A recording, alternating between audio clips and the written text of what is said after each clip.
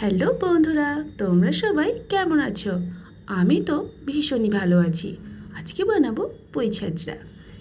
এর নামটা শুনতে ভীষণই অদ্ভুত, কিন্তু খেতে তো দারুণ। এর জন্য লাগছে পুঁই শাক, আলু, কুমড়ো, পেঁয়াজ। এগুলোকে ভালো করে ধুয়ে নিতে হবে। তারপর এর জন্য লাগছে চিংড়ি মাছ। চিংড়ি মাছটাকে আমি আগে থেকেই কেটে ভালো করে ধুয়ে নিয়েছিলাম। তারপর এটা ভালো করে তেলে একটু ভেজে নিতে হবে। ভাজা হয়ে গেলে এর মধ্যে আবার বড়ি দিয়ে বড়িটাও ভেজে নিতে হবে। তারপর সর্ষের তেল দিয়ে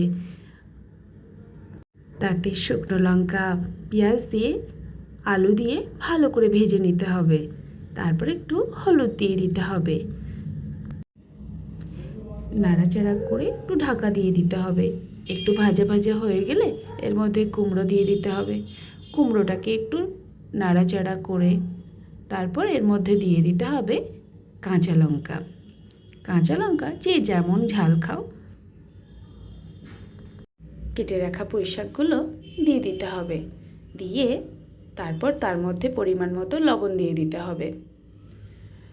তারপর ভালো করে নাড়াচাড়া করে একটু হতে দিতে হবে। হালকা একটু নরম নরম হয়ে আসলে তারপর এর মধ্যে দিয়ে দিতে হবে জিরের গুঁড়ো, ধনের গুঁড়ো ও হলুদ গুঁড়ো। তারপরে এই মশলাগুলোকে ভালো করে সবজির মধ্যে মিশিয়ে দিতে হবে।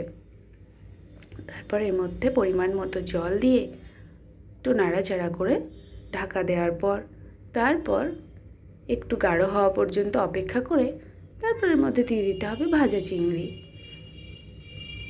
আর বড়িটা আমি একটু পরেই দেব, কারণ বড়িটা দিলেই গলে যাবে একদম। তারপর আমি শেষে দিয়ে দিচ্ছি বড়ি, যেটা আমি আগে থেকেই ভেজে রেখেছিলাম। তারপর ভালো করে নাড়াচাড়া দিয়ে বড়িটাকে একটু হতে দিতে হবে।